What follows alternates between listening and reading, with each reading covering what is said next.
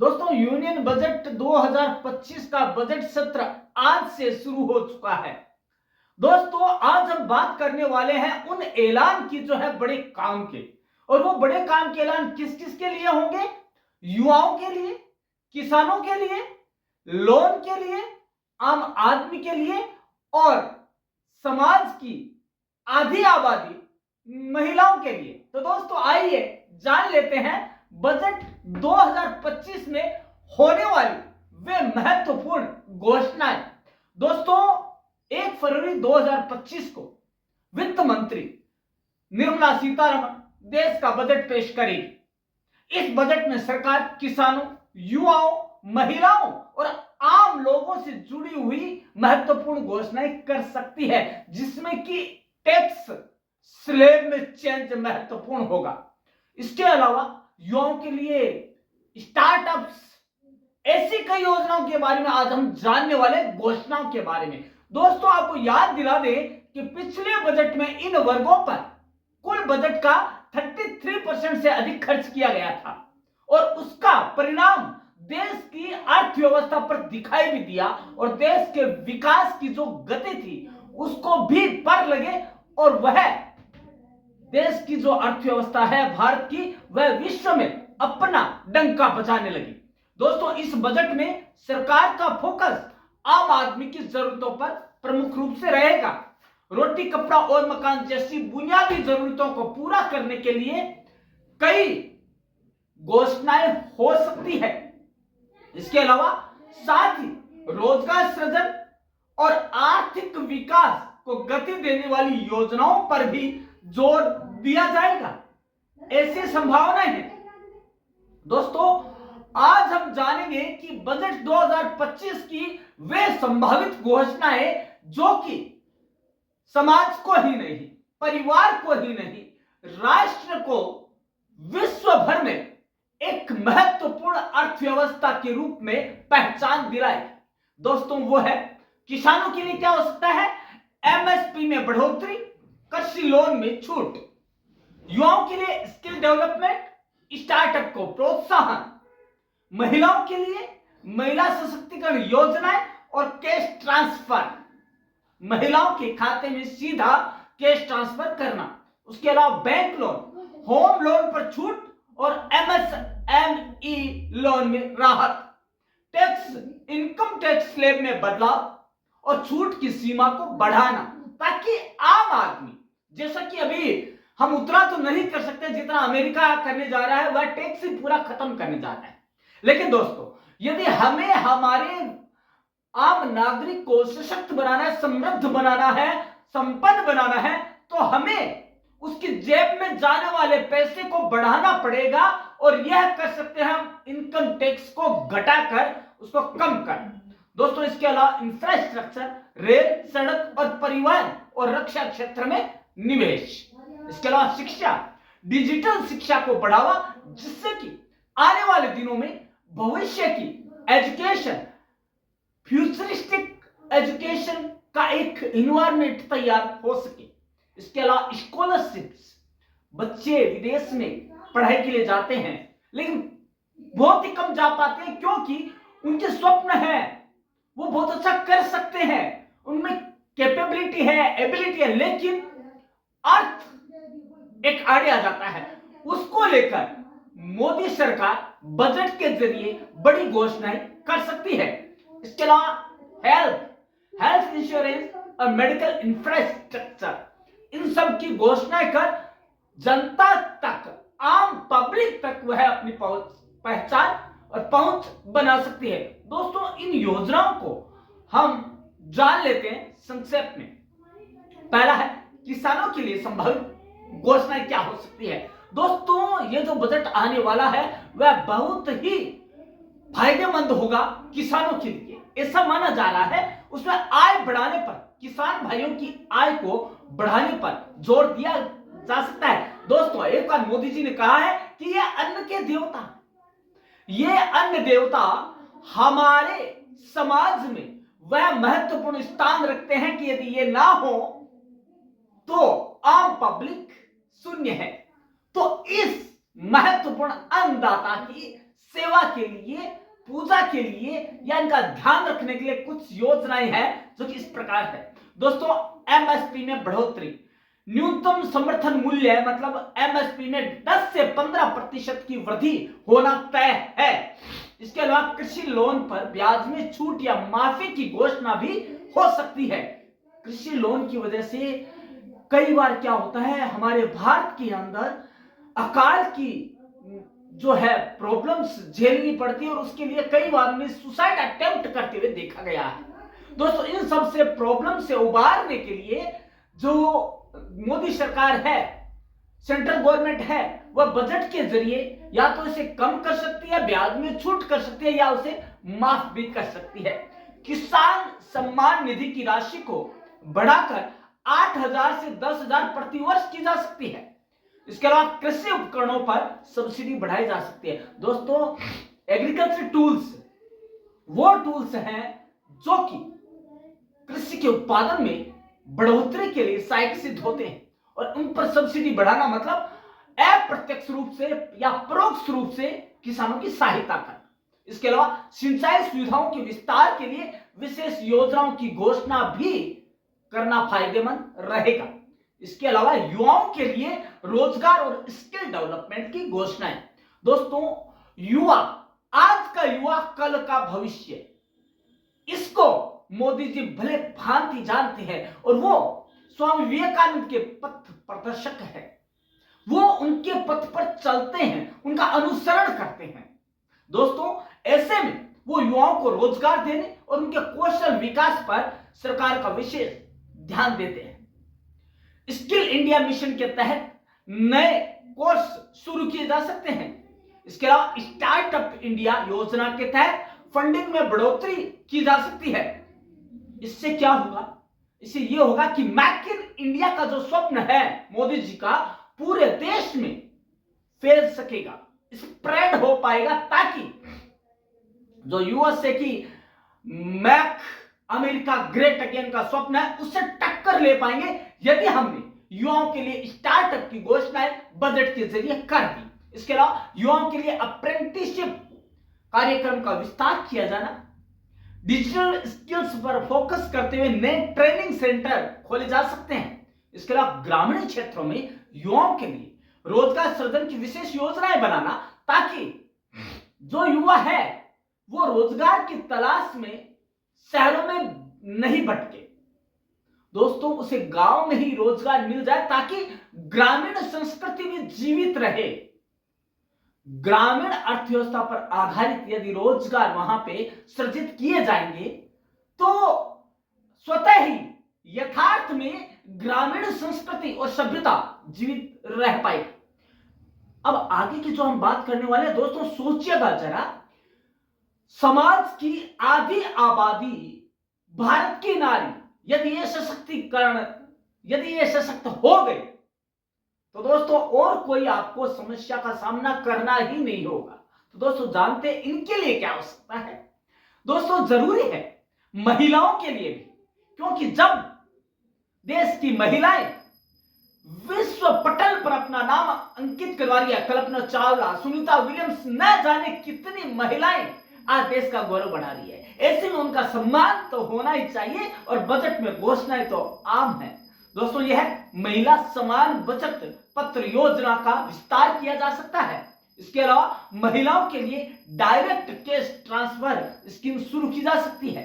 इसके अलावा महिला उद्यमियों के लिए विशेष लोन की स्कीम भी लाई जा सकती है।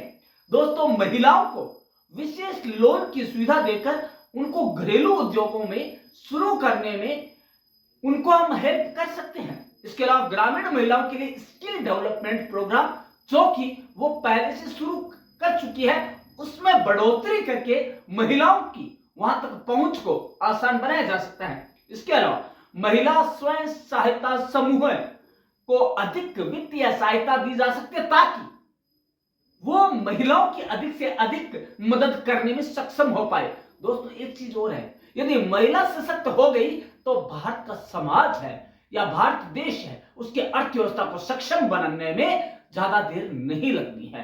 दोस्तों, आगे हम जान लेते हैं इसी में बैंक लोन और एमएसएमई सेक्टर के क्षेत्र में क्या हो सकता है? दोस्तों, बैंक लोन और एमएसएमई सेक्टर को बढ़ावा देने के लिए कुछ कदम उठाए जा सकते हैं। होम लोन पर टैक्स छूट की सीमा को बढ़ाया जा सकता है। एमएसएमई सेक्टर के लिए क्रेडिट गारंटी फंड में वृद्धि भी हो सकती है। इसके अलावा स्टार्टअप्स के लिए कोलेटरल फ्री लोन की सीमा बढ़ाई जा सकती है। किसान क्रेडिट कार्ड की सीमा भी बढ़ाई जा सकती है ताकि किसानों को उनका जो है अधिकार मिल सके। नॉन परफॉर्मिंग एसेट्स एनपीए से निपटने के लिए नई योजना लाई जा सके ताकि आम आदमी को इसका फायदा मिल सके।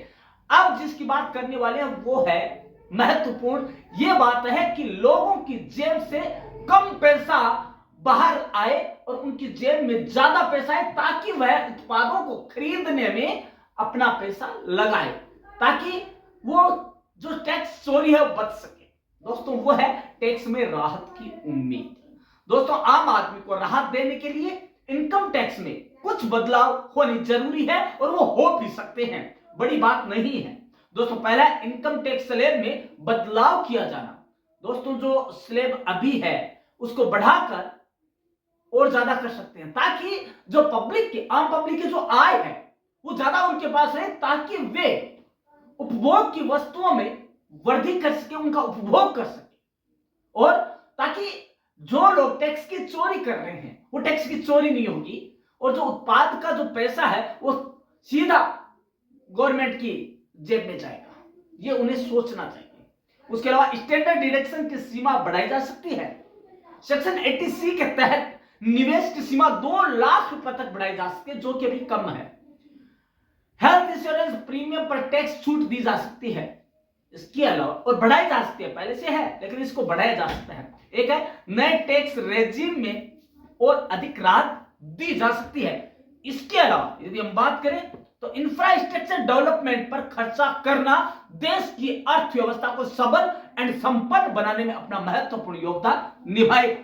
दोस्तों, देश के बुनियादी ढांचे को मजबूत करने के लिए कुछ घोषणाएं हो सकती है। कौन सी? रेलवे के आधुनिकीकरण के लिए बजट को बढ़ाया जा सकता है। इसके अलावा राष्ट्रीय राजमार्ग निर्माण के लिए फंड को भी बढ़ाया जा सकता है। स्मार्ट सिटी प्रोजेक्ट्स के लिए अतिरिक्त धनराशि दी जाए ताकि देश का परिवहन है वो लड़खड़ाए नहीं, वह तीव्र गति से विकसित हो। रक्षा क्षेत्र में स्वदेशी उत्पादन बढ़ाने के लिए नई योजनाएं लाई जा सकती है। ग्रीन एनर्जी, जिसके बलबूते पर पूरा जो है हमारा तंत्र टिका हुआ है, और मोदी जी आए दिन ग्रीन एनर्जी की बात करते रहते हैं। अपने स्वप्न को साकार करने के लिए वो इसके भी जो टैक्स इंसेंटिव है वो दिए जा सकते हैं। अब जो मेन है जो हम बात करने वाले जाते जाते वो है शिक्षा और स्वास्थ्य, मतलब education and health and medical. दोस्तों, यदि व्यक्ति शिक्षित है और स्वस्थ है तो दोस्तों उसका योगदान देश के विकास में स्वतः जुड़ जाता है। दोस्तों, डिजिटल शिक्षा को बढ़ावा देने के लिए नई योजनाएं लाई जा सकती है। उच्च शिक्षा के लिए स्कॉलरशिप भी दी जा सकती है ताकि वह बाहर जाकर अच्छी स्टडी कर भारत में आकर देश की जो अर्थव्यवस्था है उसमें अपना बखूबी योगदान दे सके। मेडिकल कॉलेजों की संख्या बढ़ाई जाए ताकि बच्चे बाहर के देशों में जो है वो शिकार ना हो, बाहर के देशों में जाकर अपना पैसा जाया ना करें। उन्हें इसलिए जाना पड़ता है क्योंकि मेडिकल की सीटें भारत में कम है। कोई रशिया जा रहा है, कोई पुर्तगाल जा रहा है, कोई चाइना जा रहा है, तो वहां पे वो पैसा गंवाते हैं। कई यूनिवर्सिटी ऐसी है जो उनको पता ही नहीं है और वो क्या है उनके चंगुल में फंस जाते हैं। इसके अलावा आयुष्मान भारत योजना जो है उसका विस्तार किया जा सकता है। इसके अलावा टेलीमेडिसिन सुविधाओं को बढ़ावा देना ताकि लोग हैं वो मेडिकल जो ये चीजें हैं मेडिकल के ज्यादा आदि ना हो, टेलीमेडिसिन हो ताकि उनको साइकोलॉजिकल रूप से सही किया जा सके। आगे है ग्रामीण विकास और रोजगार सृजन। दोस्तों, ये ऐसी चीज है यदि इसको बढ़ावा दे दिया तो दोस्तों शहरीकरण और ग्रामीण के जो गैप है वो फिल हो जाएगा। दोस्तों, वो है मनरेगा के बजट में बढ़ोतरी की जा सकती है। इसके अलावा ग्रामीण स्टार्टअप्स को प्रोत्साहन देने के लिए नई योजनाएं भी लाई जा सकती है। ग्रामीण डिजिटलीकरण के लिए विशेष फंड की घोषणा की जा सकती है। साथ ही कृषि आधारित उद्योगों को बढ़ावा देने के लिए जो संयंत्र लगाता है, जो उद्योग शुरू करता है, तो उसमें टैक्स की छूट भी दी जा सकती है। ग्रामीण पर्यटन को बढ़ावा देने के लिए नई योजना, क्योंकि दोस्तों भारत का एक बहुत बड़ा अर्थव्यवस्था का हिस्सा जो है वो कहां से आता है, पर्यटन से आता है। वो क्या आता है, टूरिज्म से आता है। उसको यदि बढ़ावा दे दिया तो देश का जो है कायापलट हो जाएगा अर्थव्यवस्था में। अब डिजिटल इंडिया और तकनीकी विकास, लास्ट दोस्तों जो संक्षिप्त में आप जानना चाहते हो, आपने सोचा भी होगा कि डिजिटल जो है इंडिया का क्यों नाम नहीं आया, तो दोस्तों वही महत्वपूर्ण है। डिजिटल इंडिया, अभी आपने सुना होगा कि उन्होंने अपना चैट बॉक्स चैट जीपीटी अलग बना लिया, यूएस ने, चाइना ने उसको टक्कर देने के लिए बना लिया। लेकिन दोस्तों आपको बता दें कि भारत भी इस लाइन में आ चुका है और अपना प्राइवेट चैट जीपीटी शुरू कर चुका है। एआई शुरू करने की तादाद में है, वो कतार में लग चुका है। तो दोस्तों ऐसा करने के लिए डिजिटल इंडिया मिशन को आगे बढ़ाने के लिए कई कदम उठाए जा सकते हो। कौन से? 5G नेटवर्क के विस्तार के लिए अतिरिक्त फंड दिए जाएं। आर्टिफिशियल इंटेलिजेंस, जैसे कि हम बात कर रहे हैं, एआई रिसर्च के लिए नया फंड बनाया जा सकता है। साइबर सुरक्षा को मजबूत किया जाए ताकि लोग ज्यादा बच सके और साइबर सुरक्षा के अंतर्गत आ सके। इसके अलावा डिजिटल पेमेंट को बढ़ावा दिया जा सकता है, लेकिन सिक्योरिटी के साथ। इंटरनेट कनेक्टिविटी बढ़ाने के लिए नए प्रोजेक्ट शुरू कर सकते हैं। लेकिन दोस्तों एक चीज आपने गौर की होगी कि हमने अभी तक पर्यावरण संरक्षण और जलवायु परिवर्तन पर बात नहीं की। दोस्तों यदि इसके बिना हम बजट की बात करते हैं तो बेबुनियादी होगी दोस्तों। इसलिए कई उपाय हो सकते हैं, जैसे इलेक्ट्रिक वाहनों को बढ़ावा देने के लिए नई इंसेंटिव दिए जा सकते हैं। दोस्तों भारत की जनसंख्या पूरे विश्व में सबसे ज्यादा जनसंख्या है। दोस्तों यदि यहाँ पे इलेक्ट्रिक वाहनों को बढ़ावा देने की बात की जाती है तो सबके लिए अच्छा होगा। इसके अलावा सोलर एनर्जी प्रोजेक्ट्स के लिए अतिरिक्त फंड आवंटित किए जा सकते हैं, जिससे कि आम आदमी के अंदर सोलर प्रोजेक्ट्स के लिए एक अवेयरनेस जागृत हो। वन संरक्षण के लिए नई योजनाएं शुरू की जा सकती है। दोस्तों बहुत ही चिंताजनक विषय है कि आए दिन वन काटे जा रहे हैं। हम हमारी जो महत्वाकांक्षा है उनके लिए हम कंक्रीट के जंगल लगाए जा रहे हैं और वन संरक्षण के लिए कुछ भी नहीं है। तो दोस्तों इसके लिए योजनाएं बनाई जानी चाहिए। प्लास्टिक प्रदूषण को कम करने के लिए विशेष कार्यक्रम शुरू किया जा सकता है। दोस्तों दिल्ली के अंदर जहरीले प्लास्टिक के पहाड़ लगे हुए हैं। दिल्ली में ही नहीं, बड़े बड़े जितने भी स्मार्ट सिटी कहे जा रहे हैं अपने आप को, उनमें सब में प्लास्टिक के पहाड़ ये बात इंगित करते हैं, इस बात की ओर इंगित करते हैं कि बड़ा ही भद्दा मजाक उड़ाया जा रहा है स्मार्ट सिटी का। तो दोस्तों इनके खपत के लिए या इनका जो है उनको खत्म करने के लिए या प्लास्टिक को डिमोरलाइज करने के लिए कोई नई योजना बनाई जा सकती है और इसकी घोषणा बजट में कर दी जाए तो बहुत अच्छा होगा। और दोस्तों जल संरक्षण के लिए राष्ट्रीय अभियान चलाया जाना चाहिए ताकि पानी की एक बूंद है वो संरक्षित हो सके और हम कल के भविष्य को आज का वर्तमान स्वच्छ और सुंदर दे सके। दोस्तों ये हो सकती है बजट की घोषणा। यदि ये घोषणाएं होती है तो एक स्वर्णिम बजट होगा जो सबके लिए होगा। तो दोस्तों विपक्ष को बोलने की कहीं जरूरत नहीं पड़ेगी, विपक्ष को बोलने के लिए कहीं लकड़ा नहीं